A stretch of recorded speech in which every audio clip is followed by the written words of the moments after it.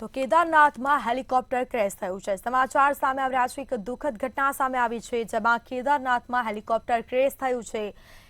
MI-17 ની towing chain તૂટી જતા હેલિકોપ્ટર ક્રેશ થયું, જેમાં ખરાબ હેલિકોપ્ટરને રિપેરિંગ માટે લઈ જવામાં આવતું હતું ને તે સમયે ઘટના બની છે।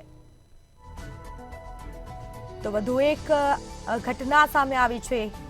અગાઉ પણ કેદારનાથમાં હેલિકોપ્ટર ક્રેશ થયું હતું।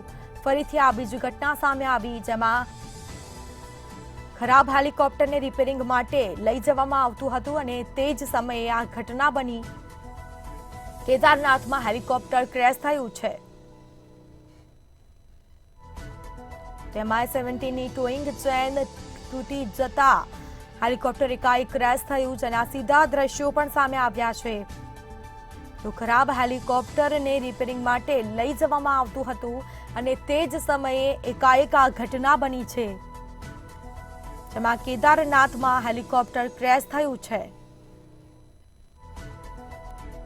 તો ઘટનામાં કોઈ જાનહાનિના સમાચાર સામે આવ્યા નથી। MI-17 ની ટોઈંગ ચેન તૂટી જતા એકાએક હેલિકોપ્ટર ક્રેશ થયું છે, જેના સીધા દ્રશ્યો સામે આવ્યા છે। ખરાબ હેલિકોપ્ટરને રિપેરિંગ માટે લઈ જવામાં આવતું હતું અને તે જ સમયે આ ઘટના બની।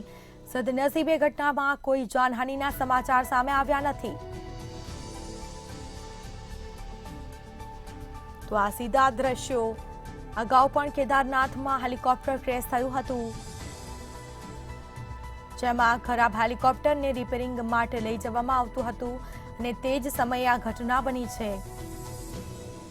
તો ઘટનામાં કોઈ ઈજાના સમાચાર સામે આવ્યા નથી।